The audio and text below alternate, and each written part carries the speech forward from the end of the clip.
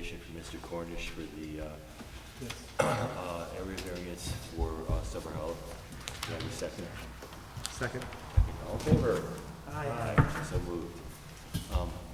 Okay, Olivia, can you read the public announcement? All right. Notice is hereby given that the Town of Shandaken Zoning Board of Appeals will hold a public hearing pursuant to Section 267-A of the state law and as prescribed by the District Schedule of Area and Bulk Regulations of the Shandaken Zoning Code for the purpose of hearing the following applicant. Regarding an application for area variance submitted by Robin Cornish for a parcel located on Silver Hollow Road in Chichester, New York, further identified as SBL number 14.1-2-28.200, said parcel being located in a residential 3-acre zoning district. The applicant is seeking relief of the required front yard setbacks in order to construct a single-family residence on the parcel. The public hearing is scheduled for January 15th, 2025 at 6:30 p.m. at the Shandaken Town Hall, 7209 Route 28, Shandaken, New York. Anyone who wishes to make comment regarding the application may do so during the public hearing. If you are unable to attend, you may send any comments you would like read during the meeting to shandakenbldg@gmail.com or P.O. Box 134, Shandaken, New York 12480. All such comments must be received no later than January 15th, 2025 at 3 o'clock. And Okay. we did receive 2 letters regarding the application. Okay, so you want to read those first? Yeah, of course. Okay. Okay, so the first one is from Ellen and Sean Sweeney. Dear Planning Zoning Board members, as longtime residents of Silver Hollow Road and one of the owners of the abutting properties to SBL number, we have some comments. In recent years, there has been extensive work done to restore the stream in the area of proposed construction. We are concerned with proximity of this project so close to the stream. We understand this is a difficult property to try and build in such a small footprint situated between the stream and the road. We hope that all protections and construction techniques are utilized to minimize any potential stream and environmental damage. The owners are asking for a variance for the setbacks. However, it is unclear the magnitude of relief that is needed. Is it 2 feet, 10 feet, or more? On the provided drawings in the general notes, it states all drawings are based on an approximation of site conditions and structure. We would hope before a variance is granted, there would be a better understanding of what these dimensions will be. On the special permit and/or site plan review application checklist, section 15, just a note of clarification, bald eagles are still considered a threatened species according to the New York State DEC. We do have bald eagles visit Warner Creek and the whole area. Thank you for considering these comments. Okay. There's one more. Okay. Dear ZBA, it is unfortunate to see that a licensed professional would purchase known environmentally sensitive / ecologically important land containing irreplaceable natural resources at a price clearly representative of the property's general known lack of buildability and then proceed to use their license and deep pockets to attempt to barrel through local building codes, all so that they can jam an oversized vanity project of a structure into a narrow ribbon of undisturbed and vulnerable stream sidewalls. The variance requested is due to a self-created hardship, is substantially at odds with community character, and goes against good old-fashioned common sense. A request for relief to avoid such areas would be valid. A request for relief to build something that endangers said areas should be denied. Note that none of the information presented in the plans is tied to an actual field survey to verify the locations of the myriad of regulatory restrictions, most of which are environmental protections. This disrespectful, tone-deaf project should be sent packing by each and every board and agency that it tries to convince makes any logical sense. The applicant should be required to watch Irene videos. Maybe then they would realize how pompous and selfish this project is. Best, Hillary Smith. Hillary who? Hillary Smith? Hillary Okay, Smith. we know Hillary is. She was Hillary Smith. She was a former candidate for town supervisor. Yeah, I think she was sitting behind me at the planning board meeting the other night. Okay.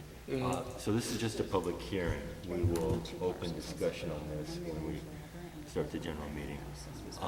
Any other comments from, are you here to address the Cornish? Okay. Okay, so I make a motion, we close the public hearing on the Cornish application. Is there anybody here from Cornish areas that wants to speak on maybe these letters? Should we do that for when we open the regular meeting? I have a couple questions. So I suggest we bring the public hearing to close and we address those questions. Yeah, the next one starts in 5 minutes, so, 5 minutes, okay. yes, sir. Okay, so I make a motion, we close the public hearing for the Cornish application. May I have a second? I second. Any seconds, all in favor? Aye. Aye, so closed. Okay, I make a motion, we open the public hearing for the... Wait. 5 more minutes. Oh, Wait 5 sorry. minutes. Yeah. Chat amongst yourselves. 5 minutes.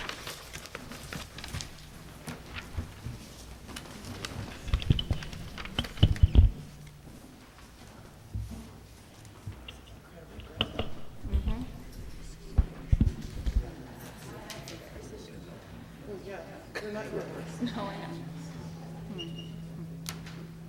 That was like 2 years.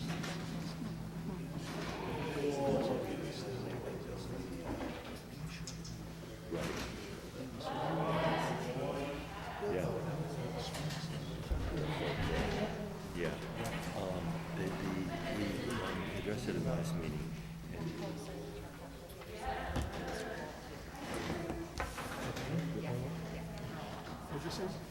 The other side, the other side of the room is all here for the public hearing. Yeah, they all. There's Linda Perla. Leah.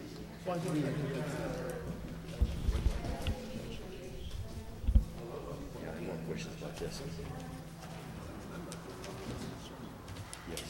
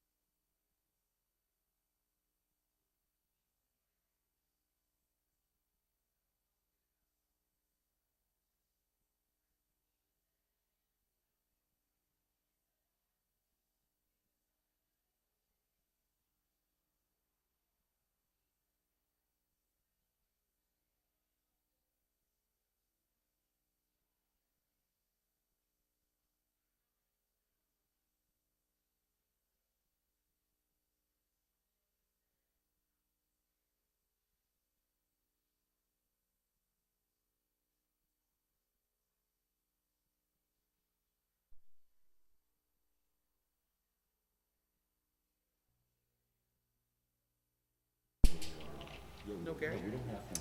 You have to go to your choice. Sure. He doesn't have enough here. I couldn't believe it when he called this morning and said that. But what? I didn't even know you treatment. I know whenever he says that, I'm like, you read them?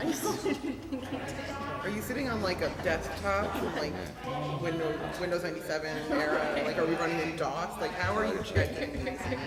Like they don't. And the commercial. Has to be, right?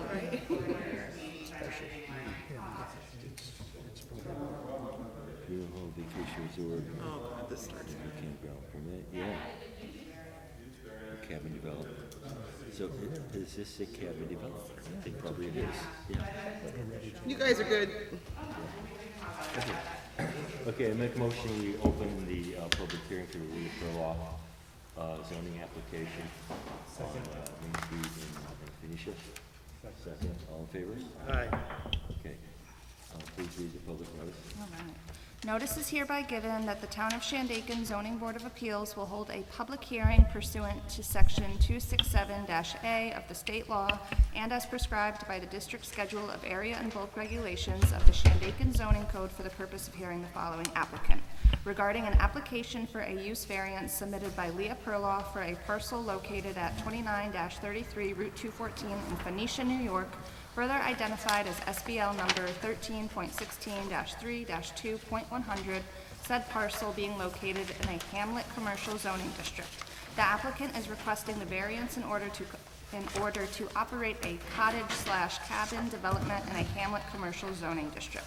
The public hearing is scheduled for January 15th, 2025 at 6:45 p.m. at the Shandaken Town Hall, 7209 Route 28, Shandaken, New York. Anyone who wishes to make comment regarding the application may do so during the public hearing. If you are unable to attend, you can send any comments you would like read during the meeting to shandakenbldg@gmail.com or P.O. Box 134, Shandaken, New York, 12480. All such comments must be received no later than January 15th, 2025 at 3 o'clock. Okay, apparently there was one letter. There were a couple letters. Yeah.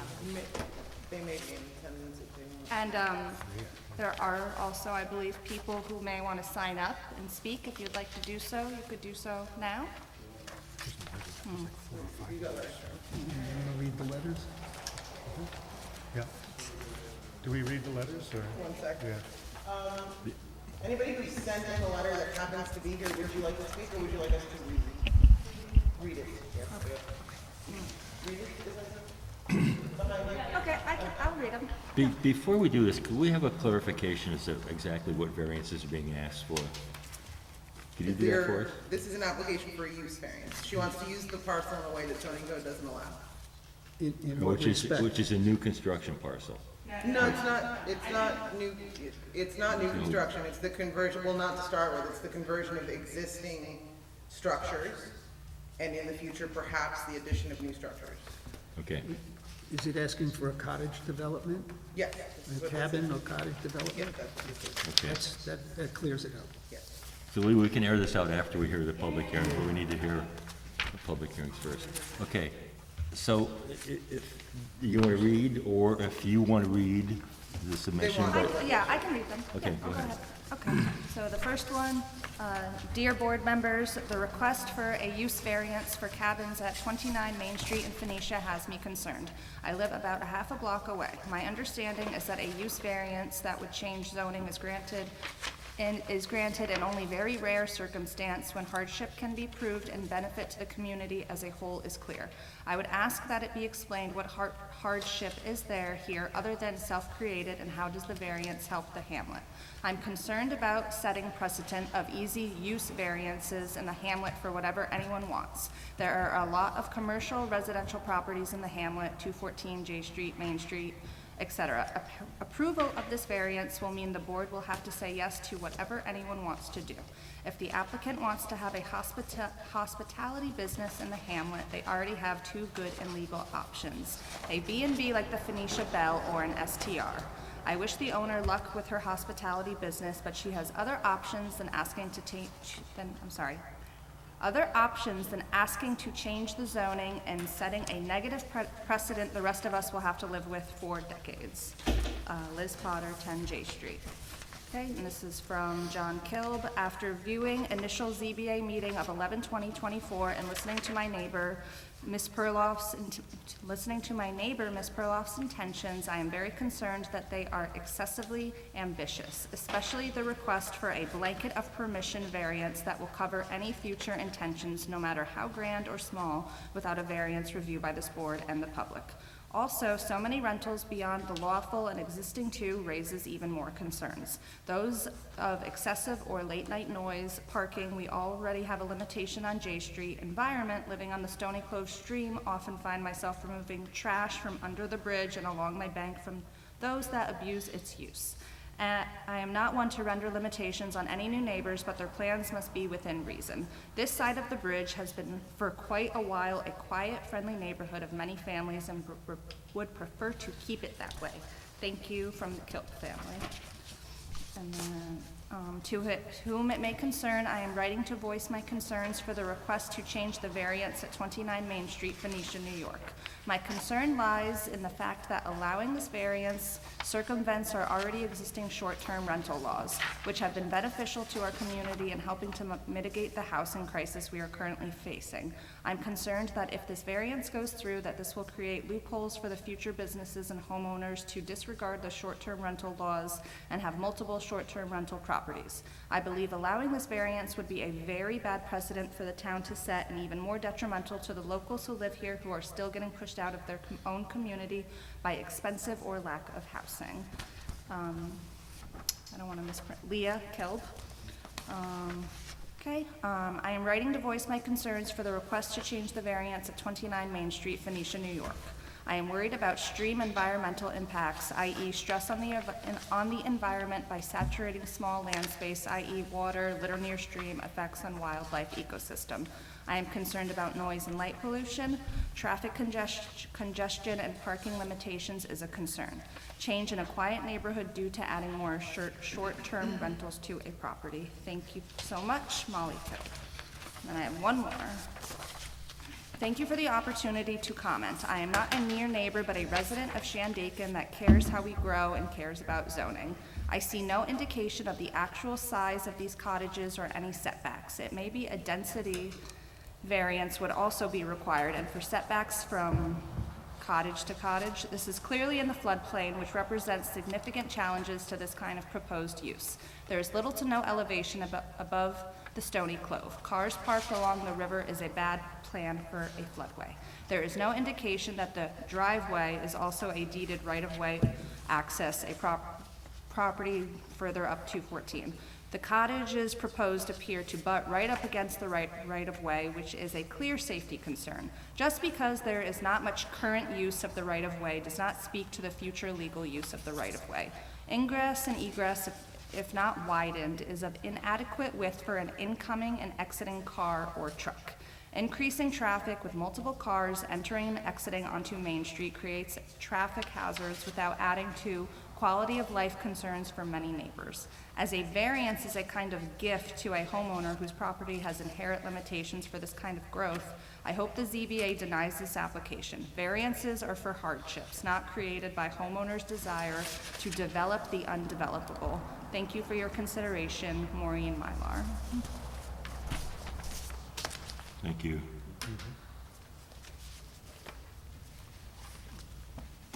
Okay, does anybody want to speak that hasn't already? Please step out to the microphone. Also, please identify yourself, sir, your name and... My name is Don Bucher. I live on J Street. Okay. Is the microphone on? Just speak into it. Don, would you mind just signing in, please, on the sign-up sheet? That's okay, thank you. I just want, I like what those letters have to say. I just want to add one thing, and that is, that the garage, I assume that the garage, that's part of the parcel. I'm assuming that is part of the renovation. And that was a body shop for 30 years. It has to be some of the brownfield, essentially. I mean, with huge renovation, the ground underneath it. I mean, I was in my car, it is not a pretty place. And it's like, you're renovating that space, you know, I don't know, it's just like, you'd have to take out all the ground, basically raise it and build it up again. you know, a body shop next to the stream, not a great idea to begin with. Right. But like, it's still there, I mean, you know, 30 years is residue. And that's all it is. Thank you. Does anybody else want to speak that hasn't already noticed written to? Okay, so I make a motion, we close the public hearing on the Perloff variance application. Second. Second, all in favor? Aye. So moved. Okay, thank you for your input, folks. We'll open the general meeting at 7 o'clock, 5 minutes, and we'll discuss these issues that we just heard. So, yeah, it's all these applications.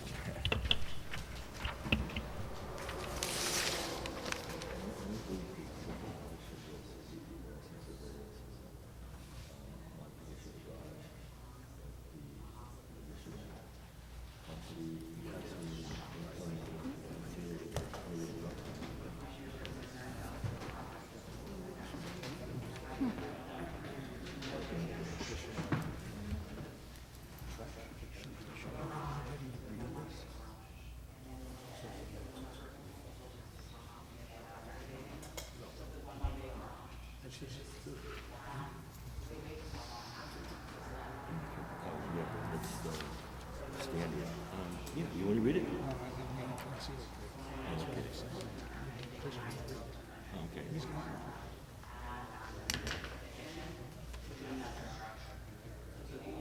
We'll take the corner sharing first.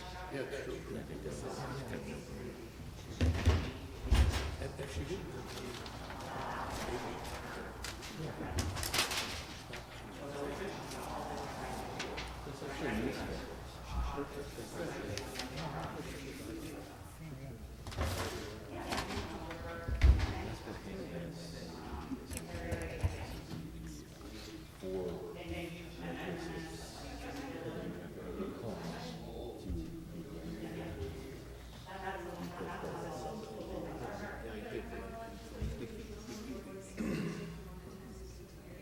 It's from the state of New York.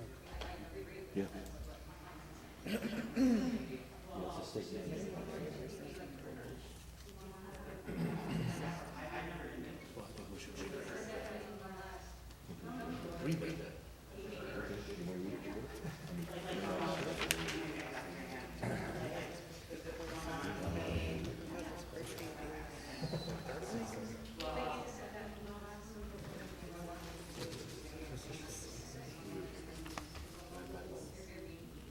Yeah, go to the front page.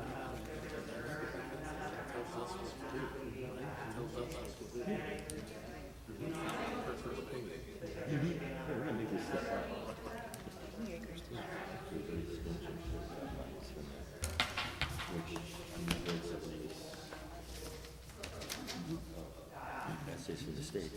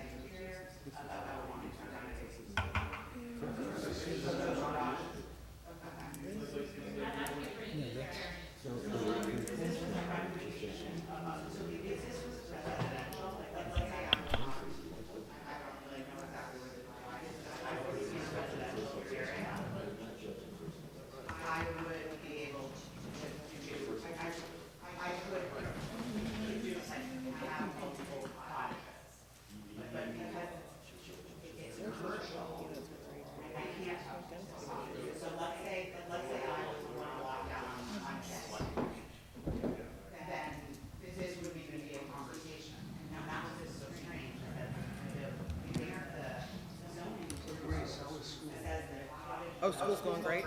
Yep. Oh, we've switched over to commercial data collection, which is fun. We have no commercial here, so it's not something.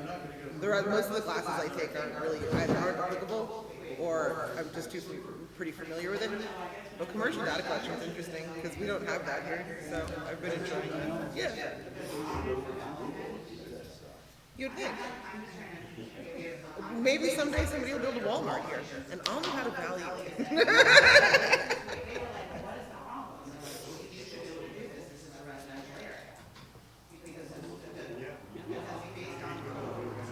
There you go.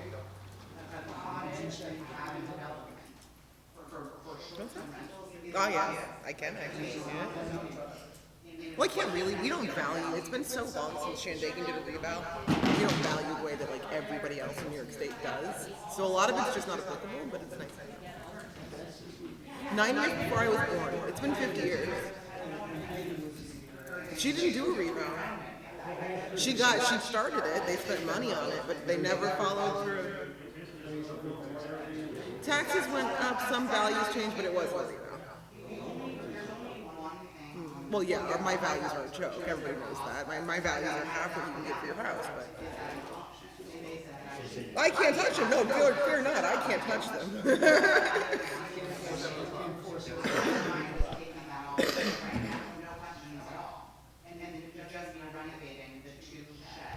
All right, Call to order. Lee, you can explain this in the public. Not now, we're opening up the meeting. Call to order for the Shandaken Zoning Board for January 18th? 15th. Holy cow, time is flying. Please stand for the Pledge of Allegiance. I pledge allegiance to the flag of the United States of America, to the republic for which it stands, one nation, under God, indivisible, with liberty and justice for all. Thank you, folks. Roll call, please. Mark Lowdy. Here. Gary Guglielmetti. Alan Vella. Here. Christian Lynch. Here. Henry Williams.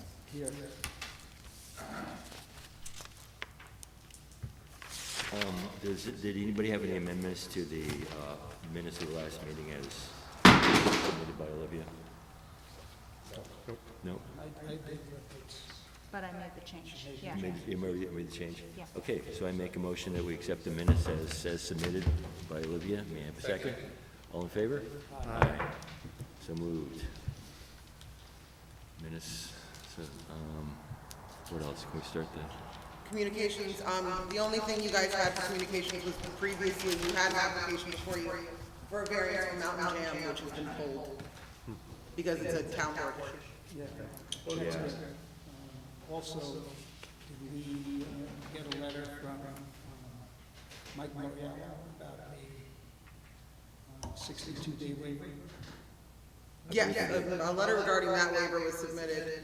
He's submitted additionally an email today about Wellington, but which I'll forward to you guys. I don't have it here, it's lengthy. The bulk of it is for the planning board, but some of it is pertinent.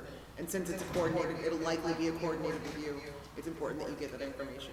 And so I'll make sure those emails get to you. Yeah, I was just concerned with the mutual. The waiver was sent like the next day. He took care of that stuff.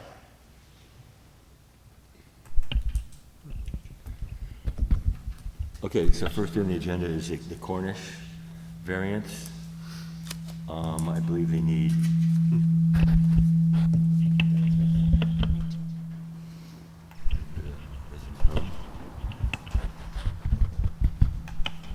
This was off. It's on, okay. Okay, so the variance, the distance from the property to the center line of the road was 85 feet. They need, I think, a 15-foot variance. We vetted this at the last meeting. The property will not be visible from the road, is that correct, sir?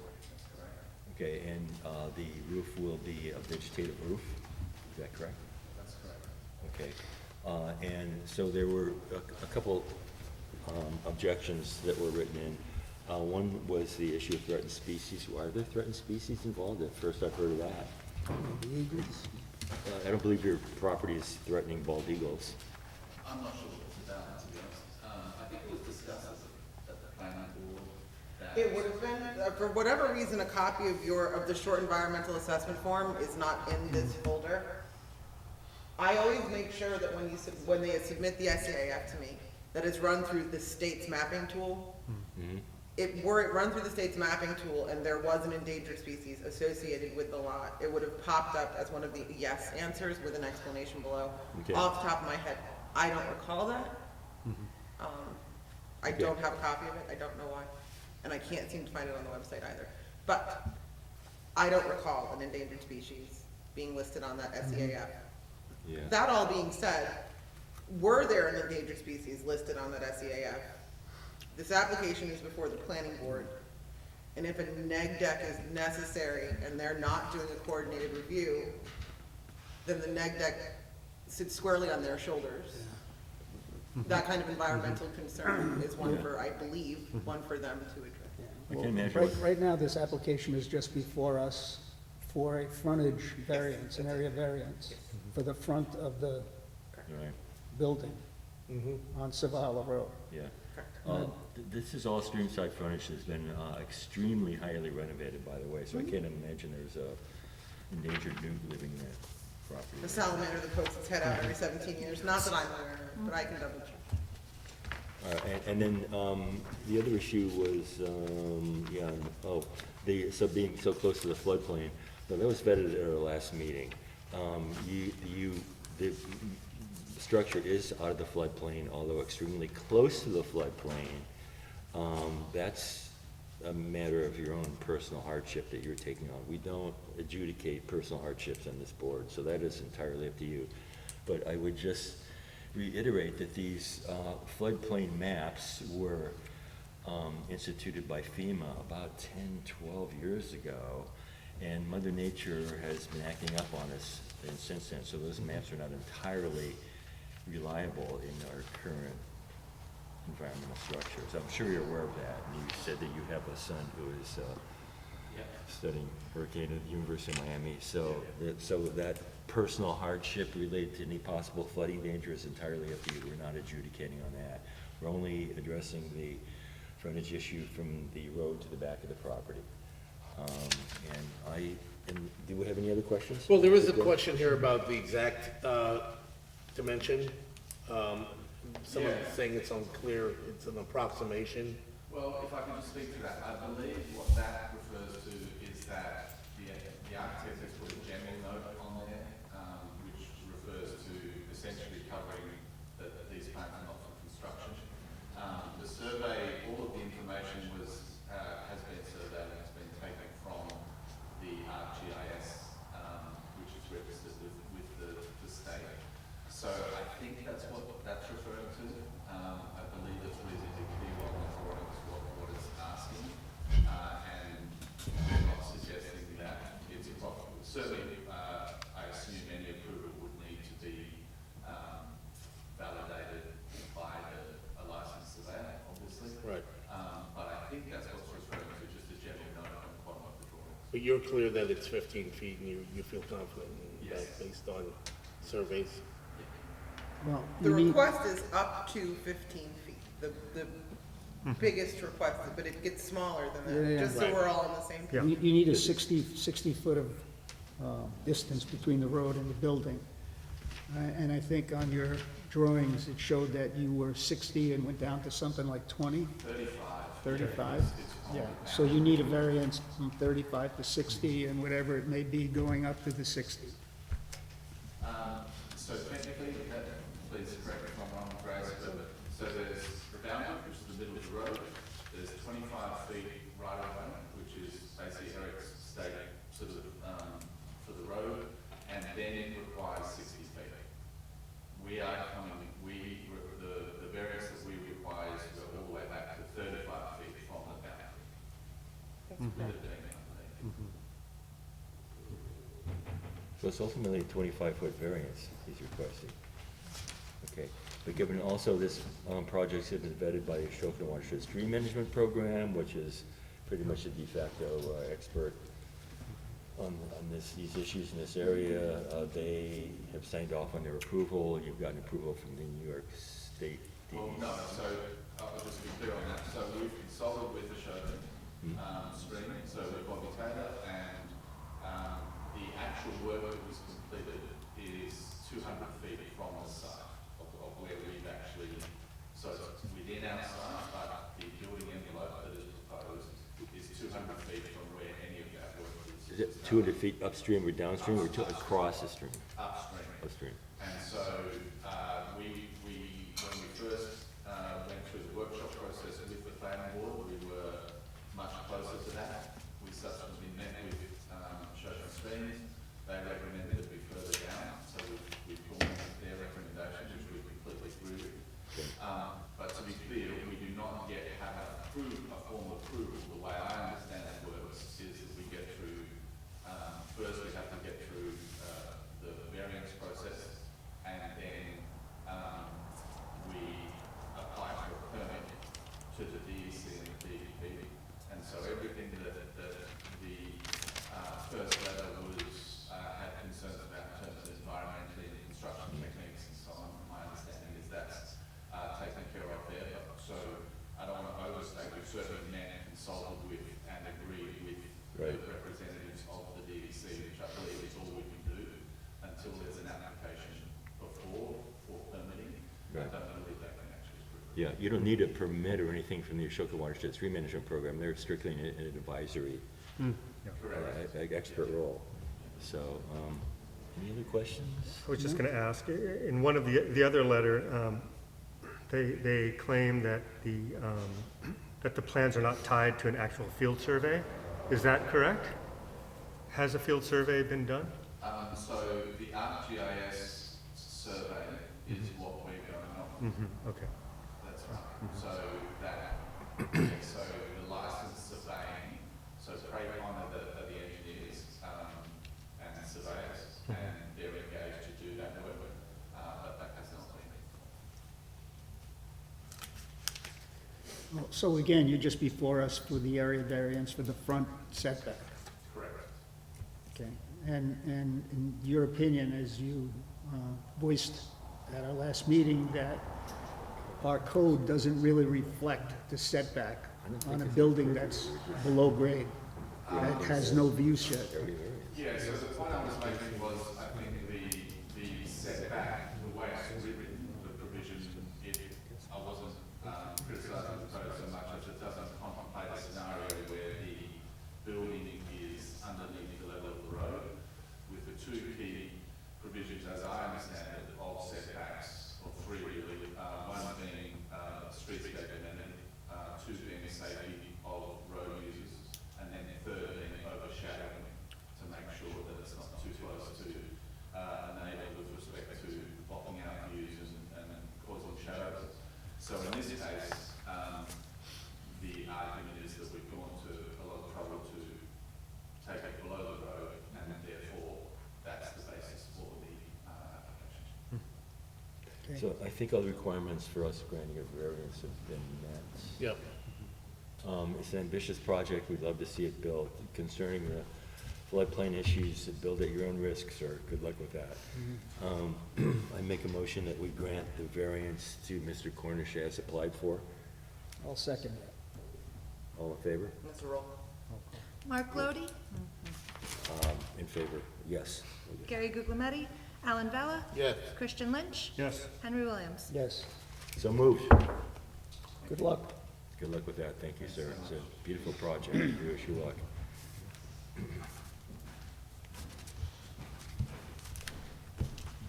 Okay, so the Leah Perloff application.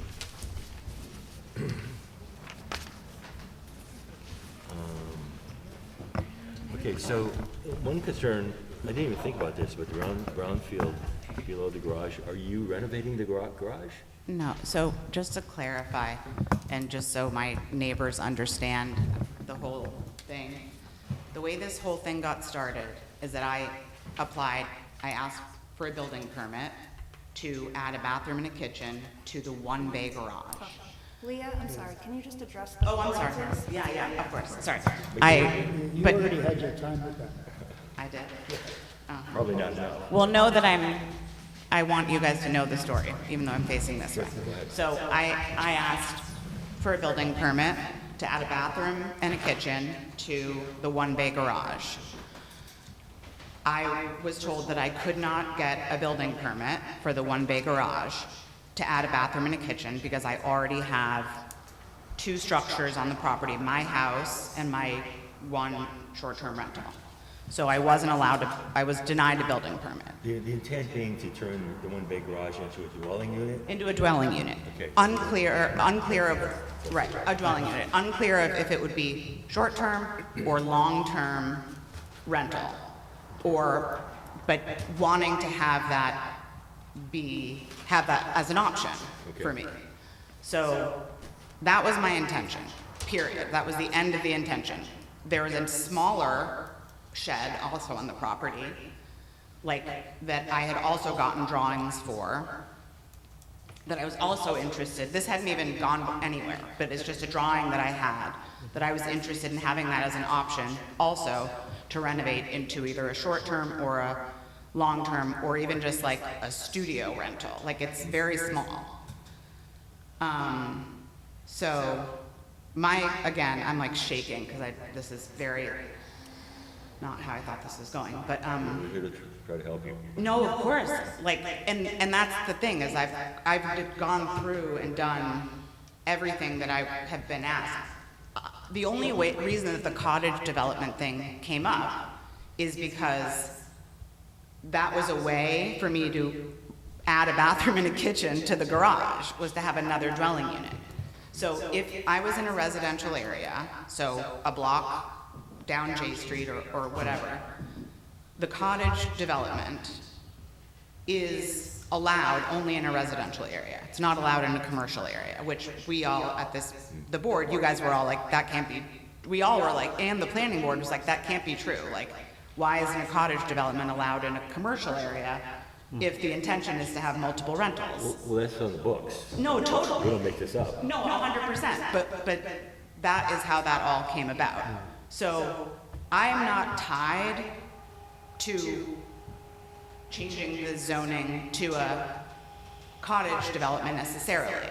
The recommendation, when I went to the planning board, I went to the planning board workshop, then the planning board meeting, and then 2 zoning board meetings. My intention is just to be able to start renovations on this garage, and then hopefully the little shed. So I don't have, and then when I had talked to Grace, and it said like, oh, she was like, do you want to add any other structures? Like, because there's no structures being added, it's just renovating the existing structures. But it's about the use of those structures you're putting. 100%. No, yeah, I'm saying the same thing, but I think there might have been confusion of like me trying to add a lot of buildings, and I'm just clarifying that that's not what's going on here. So after talking to Grace, like she was like, why don't you just pie in the sky what you would want? Is there any other place that you would want to put another structure, like another cottage if you did? So on the map, you can see it says, like, possible, maybe down the road structure.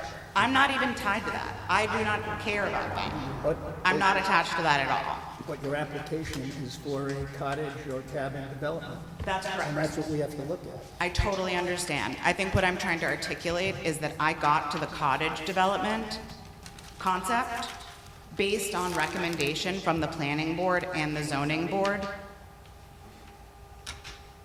That's how I ended up with that idea. We needed that recommendation. Or maybe the planning board. The issue here was, either way, just to get that third building turned into a house, a use variance was required. Exactly. That's it, right. And And that's that's, just a third dwelling unit for long-term, short-term. There's 7 structures on the property without the primary residence. yeah. And those all existed, like, pre-existed. Yeah, the big garage that, like, was being referred to, that was an auto body shop, is not even on the table. Like, I don't have any plans for that as of right now. Like, and even if I did, 100%, there's environmental mitigation that would need to happen, like stream mitigation. So again, like, those are not things, really the only thing I'm trying to accomplish is to add a bathroom and a kitchen to that, you know, to change that, my 1-bay garage into a dwelling unit. And that really is it. And that, again, like, I hear the concerns of my neighbors. my across the street neighbors, like, you've seen the drawings, he's been in the building with me. He recommended his contractor, Terry. Okay. But how else did I get Terry's phone number? Okay, Okay. okay, that's Understood. okay. Yeah. No problem. Okay. No problem. But so, all of this is to say, again, like, I am not looking to create enemies. Of course not. I love living here. This is, like, at all, like, I am not some huge developer coming in here, like, I'm a resident. My goal from the beginning was to renovate this building, to add a bathroom and a kitchen. And, like, I am not trying to, like, screw over my neighbors at all, like, I'm not. So, I don't know if anybody's accusing you of that. well, I think there might be a misunderstanding broadly about what kind of trying to change the integrity of the town and those sorts of things. And I just want to be clear, that is not what I'm trying to do here. The application for a bundle of community. This is basically a line in the sand, really. I mean, this is a major change in the character of the entire neighborhood. That's where I feel like I'm lost, is that adding additional rentals, how is that changing the integrity of the community? I truly am asking, that's where I'm. It's the use variance. If they grant you this, if they grant you a use variance, they will have to grant me and my husband a use variance for the same thing because we're commercial, residential, right across the street. Okay, let me interrupt. That is not true. We are not bound by precedents. It is a case, we rule, and this is not up to us, this is a state mandate, we rule case by case. We're not bound by precedent. We're not legally bound by precedent. So what you just said is not true. We would have to consider your case Based on its own merits. And this property, like, has been, in my understanding, many different things. It had the tubing business, it was a series of shops. I know that, like, in the little cottage, that used to be, like, they sold crafts everywhere. It was milk distribution, there was a auto body project. Like, this property has been a whole iteration, many iterations of things. And, like, I can't imagine that adding another rental or two rentals, whether they be long-term or short-term, with the amount of parking I have in there, it would take away from parking on J Street. I have parking, a lot of space. I just can't imagine that having two You also have a right-of-way road that goes right through the middle of your property. Yeah, my neighbor and I are closely in communication about that. He knows Dimitri how he is. I just texted him, I was like, did you write a letter? He said, no. He's like, I'm 100%. He said that the disagreements between his property in the back and that property in the front caused so much distress for everyone. He said, break my heart to go through that again. So he is on board. I'm not looking to, again, I'm not looking to change. I'm willing to work with my neighbors. I'm again, the idea of use variance is, again, the root of it is that I wanted to add, I have drawings for the little shed and then the one-way garage to allow those to be rentals. If they are long-term rentals, great. I'm not attached to them being short-term rentals at all. Essentially, when you put the bundle in there, they're just gonna form out the Airbnb people. Well, I live here full time. Sometimes that is just the other way. But I live here full time.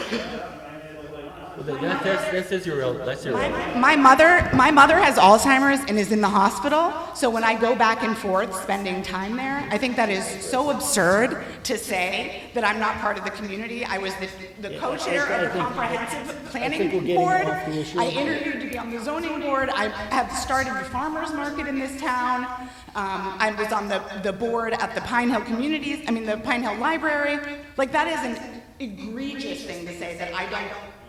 that I'm not a member of the community, I don't live here. Okay, I don't have another address, I'm sorry. I'm Look, sorry. please, I shouldn't let myself. all points well taken. Your neighbor's exaggerations about the change in the community may be exaggerated. However, you're living in a community, first of all, we have way too many Airbnbs already, so there's a community-wide sentiment. We have too many Airbnbs and we need more Airbnbs. I'm happy to have it be a long-term rental. Again, the only thing I was looking to do was renovate this one building into a dwelling unit. I'm sorry that I'm getting so emotional about this, but I feel like there's a lot of character assassination happening, and I just, like, these are people that I like swung on the creek with. Don't feel that way. I'm just like, what is I mean, happening? you shouldn't feel that way. Well, it does, again, I will do whatever you guys think is the best thing to do from the perspective of the town. First of all, you put in an application that says you want a cottage development or a cabin development, and that's what we have to look at. Totally. We're not looking at you renovating one building or one shed. Right, so again, the reason that we got to cottage development is because I have two small dwellings on the property that I would like to renovate to be allowed to have people stay in it, short-term or long. That changes the use of your property. I so that completely brings up understand. A lot of issues we have to consider. I totally So, understand. that's on you, it's not on us. We're just trying to Yeah. communicate this. Okay, yeah, I think, again, like, I feel like I've taken a lot of steps with, I'm not sure. We have, and we appreciate that. We appreciate you going through the process. I haven't done what's asked of you. I think that we got to cottage and cabin development, because frankly, I don't see a path towards 4 living units on one piece of property that does not include that code. That's how we got there. This is Hamlet Commercial, right? But regardless of zoning, I can't see a district in town that would allow for 4 separate dwelling units outside of the cabin development Okay. to be allowed. So that's a density issue. The density is fine, she's allowed 4 units per acre, the density is. You got, what's 5.5 acres? If the cottage had it, again, another reason why we got to cottage development, why this is the section of code that seemed to fit best what it is you wanted to do there. So in looking for that piece of code, that's what I think. And that's how we go. Now, if these 2 new units were to be used for short-term rental, do you live on this property? I live here full-time. No, you live on the property. Yeah, yes, in the main house, 29 Main Street. And do you have short-term rentals now? I have one, and again, that's how we got to this, is that I wanted to add, can't allow for a second short-term rental, wher so. You limited them, I mean. Exactly, and so this was the route that Grace, through her extensive knowledge and the planning board, how we got to where we are now. This was a recommendation from Grace and the planning board, and now it is here. So yeah, but yes, I live on the property full-time. I do spend time away. I travel for work. I have a sick mother, I travel for her. But I don't have another residence, so, Okay. you know. Yes. The reason that I think it's going to be short-term. Can you step up to the mic, please? Thank you. The reason I might think it's going to be a short-term rental bungalow is because I watched the last zoning board where she said she wanted to turn this into something like the Perch and Boyceville. And that's where I'm getting this information from. This is coming from her. So that's why I have an issue. I think it's an issue to try and circumvent the short-term rental laws. Well, that's your opinion. Thank you. I bring you back to town. To be as clear as possible, if a cabin or cottage development permit, special use permit was issued, the intention of those structures is transient occupancy. If it's approved, transient occupancy is allowed. It's commercial permission. It's commercial permission. It's permission for the town to operate commercially, which is why if that special use permit got approved, it wouldn't require an STR license, because it's an approved commercial use. But for clarity's sake, regardless of whether or not you want them to be long or short, code says that a cabin or cottage development is, the intent is transient occupancy, not long-term. And I think that was another thing that we had bumped up against, that Aglia is right about, that I referenced the Perch. The Perch, I thought, was a good example, because they rent both long-term and short-term. So I was saying, I don't know right now at this exact moment, like I recently posted my short-term rental as a long-term rental, because I was seeing if I could get any renters. It didn't work out. So I was like, that seems like a good analogy, because I'm like, it could be short-term or it could be long-term. There's a huge demand for long-term rental. Why didn't it work out? I don't know. I think I was like, it was in November. I think honestly, I posted it like the week of Thanksgiving, but anyways, it was what it was. But, yeah, like, and again, the reason that the cottage development, like, one way or the other, the goal is whether it's, and I am not trying to be sneaky by saying, like, oh, I'm only doing long-term rentals. I've never said that. I just am saying, I would like to, my hope is that I have the option to have it be short-term or have it be long-term. That I don't know yet, right now, like, all that I was hoping to accomplish was, to be honest, was just, again, just to renovate, start with renovating this one garage. See if that was successful.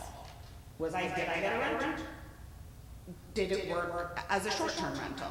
Like, I just don't know. Like, I'm not gonna then, like, I am not a rich woman, you know, like, at all. I work for myself, like, I don't come from money, like, I don't have the money to renovate 4 buildings at once, at all. It would be like, I've had this one short-term rental for 4 years to, like, save money to be able to do something else. So it's like, I could try renovating this one, see if that's successful. If it is, then maybe I could renovate, then I would renovate the next one. So again, this was like the recommendation of changing the zoning was recommended by the town as a way to circumvent and allow for me to renovate this other thing. I mean, there's lots of other properties that I know of that have done this, and then asked for forgiveness later. And I didn't do that because I'm A on Main Street, you know, I don't want to mention it, but I've seen it happen. It's like, I'm not trying to do that, I'm really just trying to stay above board. And again, if I knew that this was the reaction I was gonna get, I would have handled this much differently.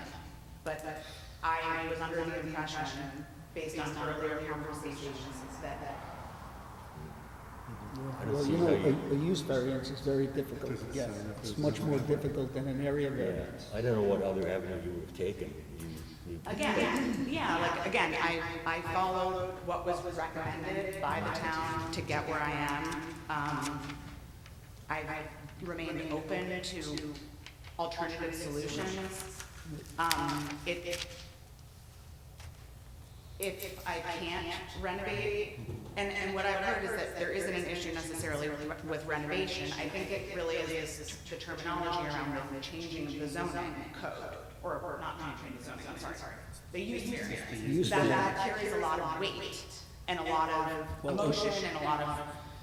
One of the things is a use variance travels with the property. It doesn't travel with you, the homeowner. So if we give you a use variance for a cottage and cabin development, that goes with the property. So if you look to sell the property, the property becomes more valuable because it's a commercial establishment that has a lot of rentals as opposed to what it is right now.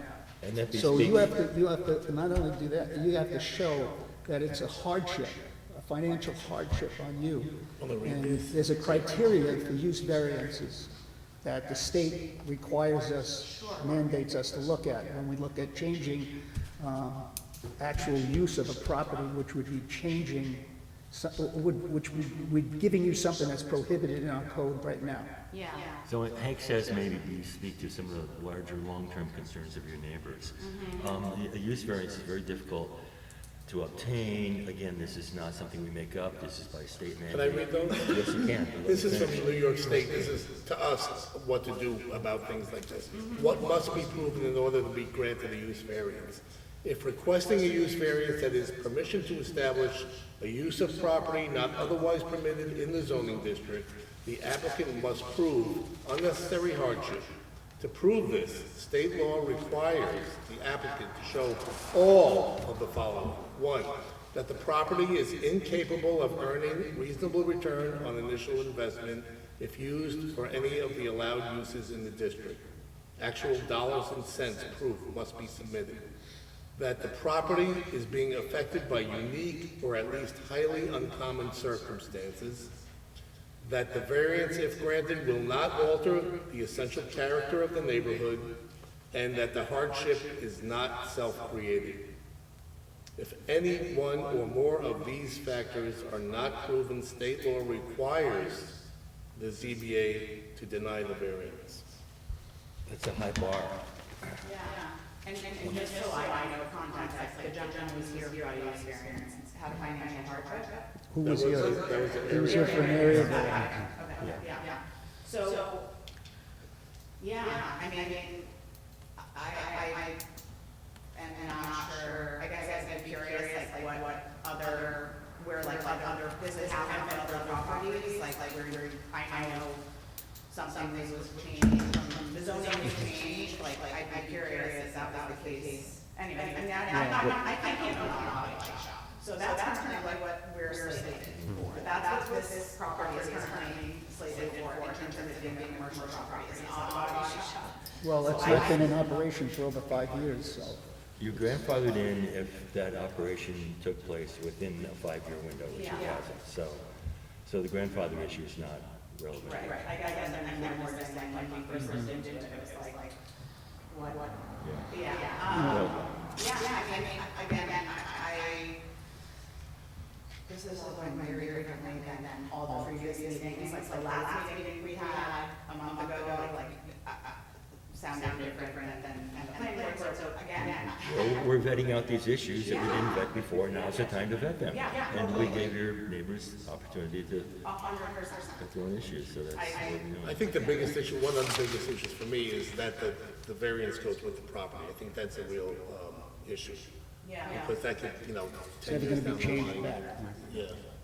Yeah. Then what is there, what is another? I don't know the option for you. I mean, it seems absurd that you wouldn't be able to renovate one of your existing buildings.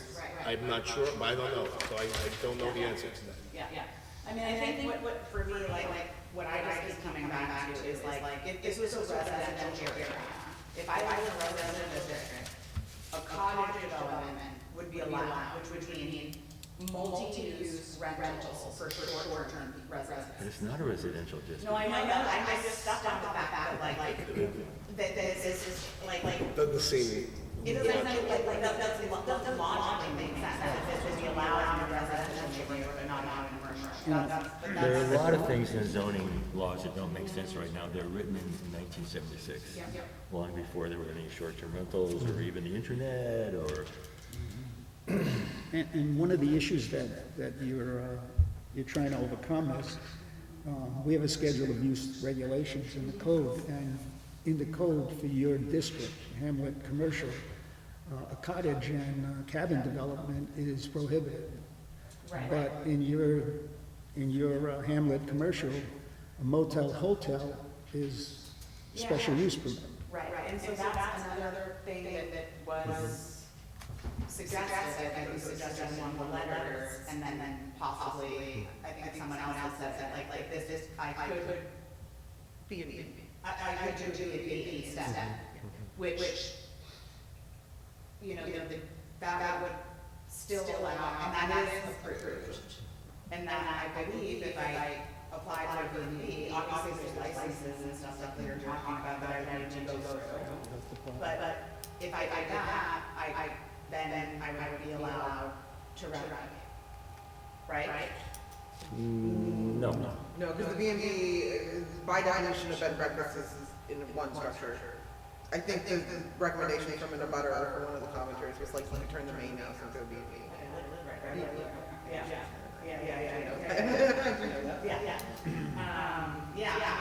You can't split a B and B up into different buildings. You could move into the one cabin and do B and B in the main house. Does it enlarge the cabin? No, you move into the cabin. move into the shed. Move in the shed. Yeah. Great. I think it's, I'm a little bit at a loss, because I feel like we did explore options and kind of got what they are based on recommendation from town. Obviously, I understand the concerns of my neighbors. I do understand the concerns that if I were to sell, then that would mean that like people could build stuff all the way around. It would not mean. They It would not mean. Okay, then what are you saying? It would Well, mean that they it would potentially mean that it could that be the a cabin biggest and hurdle, cabin development. the biggest hurdle that a person is gonna have to develop that lot in that way is this use variance. After this use variance, you go to the planning board and they're going to approve a very specific, if you get it, they would approve a very specific design for these 2, 4, 3, or whatever. If somebody bought it, they couldn't do anything more than what that site plan explained. But they would have a use variance in their back pocket, which would be the first step towards further development if that's what they wanted. It doesn't guarantee the approval of such or the possibility of such, but it is a piece of that application process, a fairly large one. It's a big piece of the process. Yeah, I hear you, I totally hear you. It's like, it's again, just, I'm looking for a small thing, and it's the solution. You're asking for a small thing, but you're requesting from us a large thing, which is a cabin and cottage development. This is a big ask. You're not requesting like, I just want to renovate one little shed. Right. You want to change the use of the property. Yeah, okay, so, I hear you. So let's say if this is denied based on, the feedback that was heard today. It's not just based on the feedback heard today, it's No, based I mean, on, all the things that. All the comments and all the, Yeah, like, based on today, however it is. I guess my options for how to renovate that building are that I go back. You'd be right there.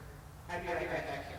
Great. Asking for a use variance again, Okay. but to renovate the garage with a third living unit on the property. does that run into density issues? It won't because the lot's so big, so in an HC with commercial water, you're looking at, the density requires at least 0.57 acres per dwelling unit, and she's got 5 acres.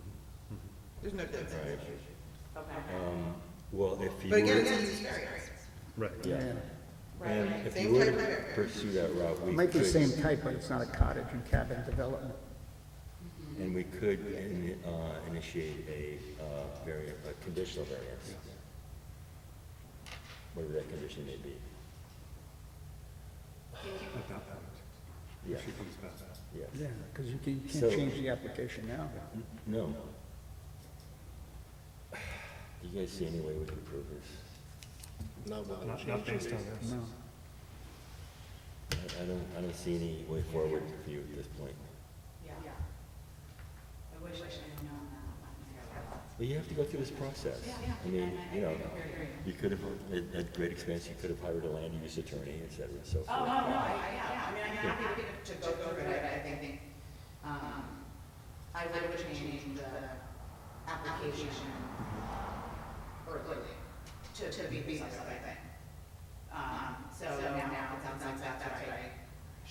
Is changing the application, the use application, to renovate these two. Use variance only code, which I can find.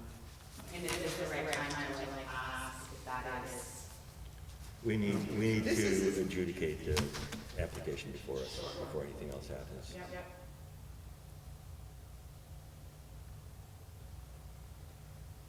You gonna say something? Ruth? I mean, after this, you might have to just go to the zoning and planning board and sit down with Grace Yeah. and Donna and try and figure Don doesn't something. have anything to do with zoning, and this conversation is this conversation. If this board, We've had this, she and I have, she's the one who recommended that I go, like, just, you know, I've gone through multiple things. Yeah, understood. Yeah. No, we the only, appreciate that. the only We next step encourage that. is a new application for a use variance to convert a garage into a third habitable dwelling on the property. She will be here next month with that, I suppose, if that's the path that she chooses. And this would be a fabulous time to ask this board exactly what kind of proof of hardship they want to see before that meeting. It's just a time capsule. That's a sticky wicket. You I gotta mean, show, it's self-inflicted yeah, hardship. and a reasonable return on your property. If you feel you can't get a reasonable return on your property based on that, And it has to be dollars and cents proof. It's asking. And what we're supposed to have is a statement from a certified public accountant. In the past, we haven't actually required that. That's what we're supposed to be asking for. So you've created layers and layers of, that's not a criticism, that's just a statement. Got it. So, and just for my education, every person who's come to the zoning board has, and I've asked for. We don't get a lot of You don't get a lot of. use. Mostly air, One use variance. yes, Yeah, what was that? last year. Why not East Oh, it is, So what area? No, they approved it's a one use dimensional variance variance. last year. The use variance approved last year was for the four-family on 28. Oh, yeah. Right. Which took a very long, Yeah.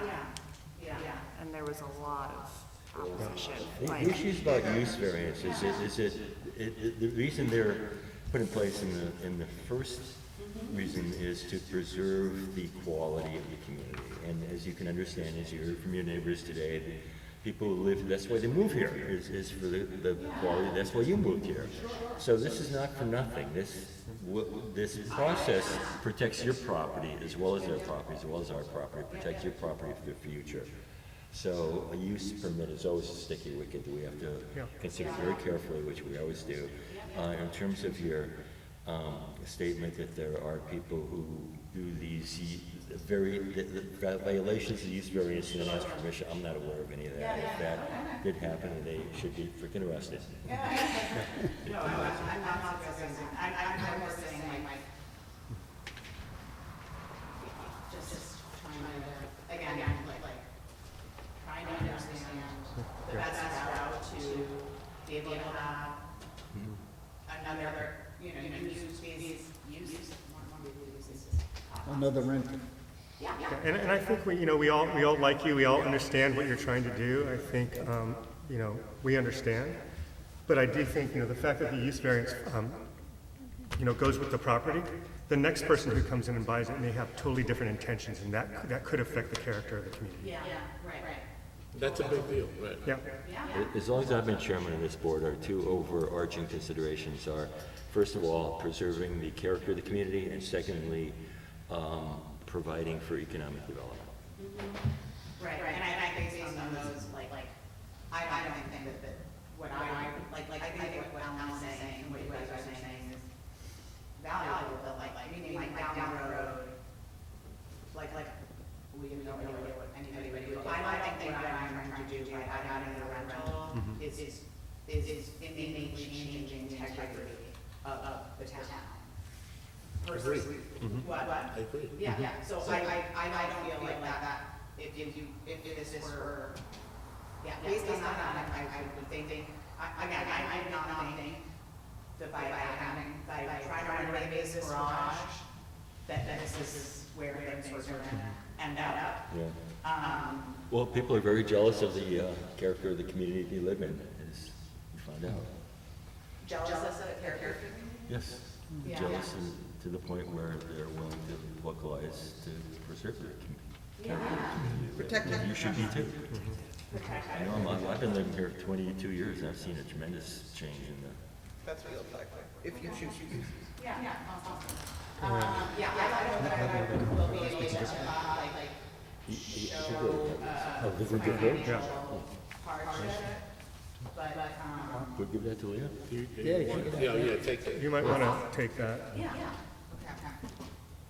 Well, first of all, any other questions for Leah? No. Do you have any other questions for us? no, I would be open. I would just think that maybe you should speak to the zoning department about maybe spaces in between those buildings and, things like that. Well, there's all these buildings that are in a line, and some of them are pretty close together. Yeah, so did I. Parking, turnaround, all of that. And there's a big Quonset Parking hut there. turnaround is not something like that. That's for the planning board. Planning board, right. Yeah. They're, So the planning board might care about parking, Yeah. legal parking spots, Street bands. turnarounds. Yeah, and the parking can move. Would you have adequate parking, as concerning if your plans to come to fruition, would you have adequate parking on the property? Yeah. Okay, and is the property in the floodplain? Yeah. Yeah, so And that's, there's plenty of parking along, like where my house is, there's parking in front of where yeah, that's a big lot. the garage is. And you know, I don't think that parking is a concern. Definitely, there would be no need at any point for anyone to park parking on any public street. There's Okay. plenty of parking within my property that would not impede on the right of way. So. Any other questions or comments? Okay, does the public have any other questions or comments before we make a ruling? You want to make a motion to deny that? Sure. Yeah, Yeah, sure, I'll do it, yeah, why not? I'd like to make a motion to deny this request, the variance. I'll second. All in favor? Roll Roll call. call. Mark Bodie? No. Motion to deny. Motion. Yes. Gary Guglielmetti? Alan Bella? Yes. Christian Lynch? Oh, wait. A motion to deny, you agree to deny, so you're voting. I'm so voting yes. There you go. Okay, thank you. Got that? Gary, Alan Bella? Christian Lynch? Yes. Henry Williams? Yes. Okay, application so denied. I wish you luck for the future. Yeah, I see your There is- frustration, I see, you know, I think just again, There is a path forward for at least some of what you want to do. again, I got where I was based on the recommendation of the town. I was at that planning board meeting when you were there. So I'm happy to take it. We do have a workshop too at the end of the month, I don't know. if Folks, that's- thank you for coming and Yeah, thank but you for your again, input. Thank There's you. no reason, she's got that. Just come see you? Yeah, I'm just trying to think of some suggestions.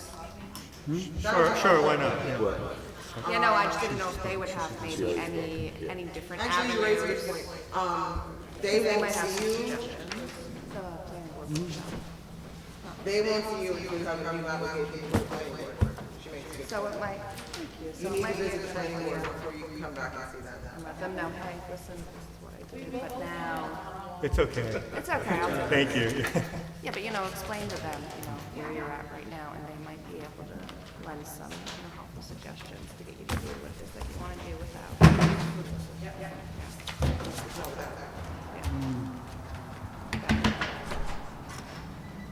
All right, we're gonna continue this meeting? Thank you for coming in. We appreciate you going through the process, yeah.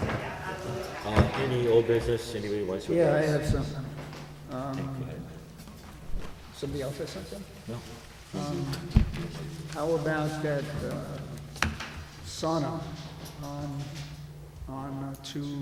what is it? 214, that sauna. Still, because, the reason I ask, if you go to the town website, it's still on our schedule.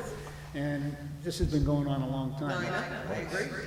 And, it came to us, and they said that it needs a special use permit or whatever from the planning board, and I need a determination from Donna to tell me whether or not the two A-frame structures Yeah, those are two, too. permanent. If Yeah. they are, they need a variance because they have too many, they don't look like they could be moved. I don't know, I need a determination from Donna. Yeah. If those structures are permanent, then he needs a variance from you, because he's got more than his allowable Yeah. number of accessory structures on the parcel. Yeah. I don't believe that sauna is within 100 feet of the stream. It's close, it's like 30 feet thought from it the was, stream. yeah. I thought it saw was it. honest. I don't know, I need somebody to Okay. tell me. I saw it, it's like right there. You could spit. It's got that, kind of light colored wood around it?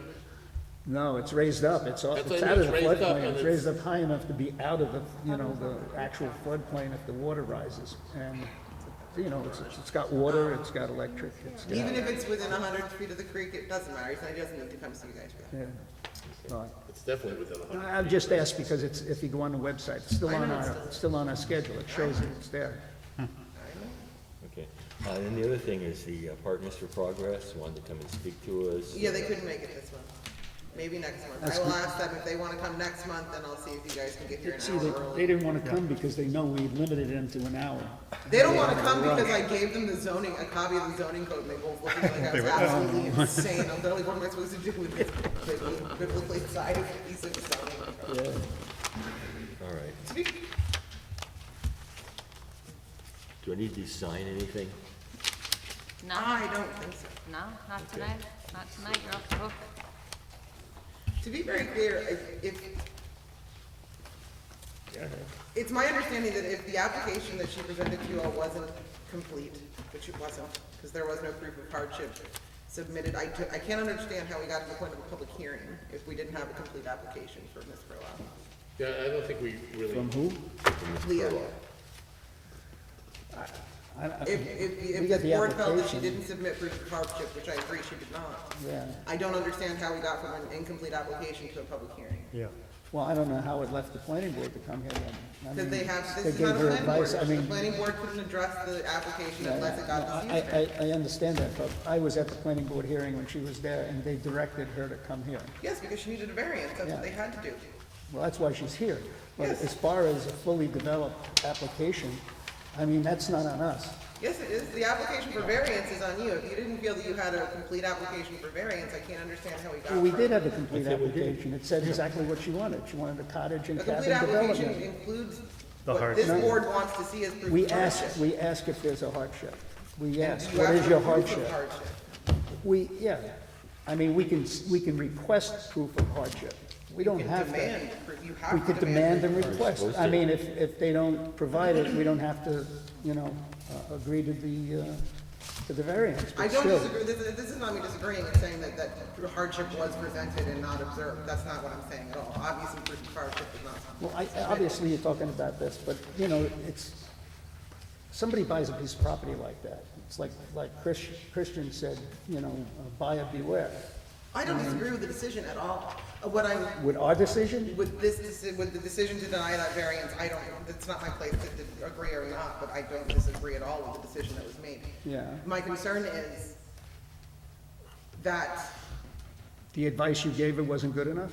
the advice I gave her was stellar, thank you. wanted to know. The advice I gave her was absolutely phenomenal. And at the last meeting, before you voted to set it for public hearing, I asked you all if you felt you had the necessary paperwork to go move forward with the application. You said you We did. But today you're asking her for proof of financial hardship, and you didn't ask her for that before the public hearing. Again, I don't disagree with this, but how could she know that she was meant to submit that to you if you didn't ask for it? We should probably read those every time we do it. Actually, see this particular piece of literature should be given to every That's what I was just gonna applicant say. that wants an area variance or a use variance in this town. Just hand them that. That is designed just for No, but I them. think that's a good point, because then if they show up to the meeting and they don't have this, Yeah. they don't get their hearing. Yeah, But I can't see how we got to a public hearing if you didn't feel you had any proof of hardship. And that wasn't explained to the applicant. Again, this is not me being critical of the. well, that's not the whole criteria, though. No, I know that. I mean, if that was the only criteria, then I'd agree with you, but it's not the only thing that we No, look I at. know that. I do know that, but if you knew that you were gonna wanna see proof of financial hardship, she should have been informed. Yeah. That is what I think. So, going Well, forward, don't we you should think make that sure the zoning office? That's not my has- job, that's your Wait, job. bears any, you guys fill out the application and you review it before you send it to us. It should be That is filled not out my properly. responsibility. It should be This is filled your out properly. responsibility. We don't fill out the applications. I don't fill out the applications. Well, somebody fill gives out them, the application. somebody's giving them advice Review what to put on the process, I application. advised her the type of code that may fit into what she wanted to do. Yeah. I sent her to the planning board who sent her here. Yeah. It is not my responsibility to tell her what kind of hardship she has to prove to you. That's your responsibility, not mine. Or even We if didn't, it's, we're It's not not at saying all that, but my that's, you just brought that up, well, I don't know why, about we didn't tell her about a 'Cause you didn't. financial disclosure prior to this meeting, but there's other areas that we had to look at as opposed to that. That wasn't the only thing. No, of course I mean, there was a whole lot of things, I mean, No, but you that gave went her a on with list that of piece the of 4 property. reasons why she had, what the types of proof that she had to submit to you. I don't know that she'd ever heard that before. I can't recall this board informing her of those 4 proofs of hardship. probably not. Historically, that the reg has not been well enforced by this board. Yeah. Last time it was attempted to be enforced was when Rolf Reef was on the board, and it was the issue about the restaurant that wanted to go in across from the diner. And we had all the ducks in place to approve that Bail? permit. Yeah, yes. And Rolf Reese brought up the issue, hey, we need, financial verification, and the town supervisor at the time Rob. was Rob Stanley, absolutely blew a stack and said, you're just, setting up more roadblocks. Yeah. And Rolf was so pissed off that he resigned from the board. Yeah. That's historically. That's when he resigned. But I do think, to Hank's point, though, I think that it might be good if you could this be, but could you hand it out when they Yes, do the absolutely. application? I can Because do. Because then they probably could come in what's for the first meeting already prepared. Right. And if Or they know don't, what they have to do. yeah, exactly. I can make it a part of the application. And it makes I think that our would be, I think that job, would be You know, great. it makes our job easier too. But to because, put all the it's burden like, on us and make you have it this look stuff? like we're doing something wrong is really. I'm tough, not trying to because- say- Let me just say, let me That finish takes what I the have to say, onus because off of us. we're volunteers. I know that you're We do a lot of It should be research on good our for own. PDs. We don't get anything out of these applications other than what the applicant tells us and what feedback we get from the community and your office. So we're doing the best we can with what we have to work And you're doing with, a but great to job. say that we never requested that before is, we've always said, if there's a self-created hardship, you don't really get what you want to, get because of that. But if it's a financial hardship and you can't get a return on your property, then that's something we want to know, and then that's how we grant these things. Of course. But, all of that stuff should be in the application. It's easy And to. these applications we've been getting, I'm gonna tell you, since I've been on the board, a lot of them are lousy. They say that. And that's why you have They to- say that they're on the same footprint, they're not on the same footprint. They say that they're this and they're that, and that. Right, which is the whole point of the first presentation. They come here the first time, they show you what they have, and if what they have is not enough, you don't have to set a public hearing, you can ask for what else you need. And then they So can come then, back so and you then want, make- so to be clear, when the applicants come before us, we've got to review the application and request all the documentation that should be in the application before it comes before us? Yes. Yeah? Okay. They We're gonna need a lot submit more to Well, time. it makes sense. I mean, if they don't have. Gonna need a the lot proper more time. application, But I think it Maybe wouldn't be, months.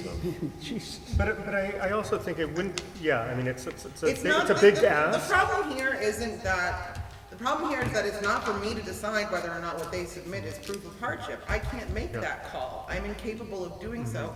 I don't have the authority to do it. I can tell them that they need to submit proof of hardship, but I can't tell them that what they've given me is adequate. No, Because we- that's not my Well, job. either can we, to be honest with you. We That- can't that tell is them your what's adequate. I mean, that combined with other issues, But then that we is your make a decision, responsibility. but It's that's not not the only issue. But I do think that if they're provided this document, then their first meeting, we should be able to go through their application, I think, and say, have you covered number one? Have you covered number two? And if they haven't, we send them back to the drawing board. Right. I think we can do that, but, it would be good if they have this information before they come. whether they read it or not is another story. That's true. There's also a game killer is if it's a self-inflicted hardship. It's very easy to argue that the purchase of the property in itself Right. is a That's self-inflicted hardship. self-inflicted. Yeah. So it's a sticky wicket. And, and I look at that property, and I looked at, there's 7 structures on that property outside of the main building, when I went there to look at it. There's a big Quonset hut, full of garbage and stuff. And it's just me going down there and inspecting it before our meeting. And I said to myself, how did this get to have 7 structures on Every this single property? one of those structures is permitted. I didn't issue a single one of those permits, so Well, it's it's going not back for me to years. know. It's going back years. Yeah, yeah. But that's just me looking at it saying, how did all of this happen? Don't know. Over the years, I know, but that's what you look at when you go there. Yeah. And you try and make some semblance of goodness out of it, but. Any other new business? I make a motion, we adjourn the meeting? No, I got some new business. Oh, I think that we need a raise. I think we need a big raise. Based on all of this I stuff think that we just need a happened big old tonight, we need an increase in Or our a cup of salaries. coffee at And least. we're gonna have to sit down with somebody to discuss that. Well, that would be Discuss tough what? going from To 0 to... discuss the Zero to raise. 0.0. of the raise. We want a raise. Well, thanks for doing the heavy lifting, board. I think we're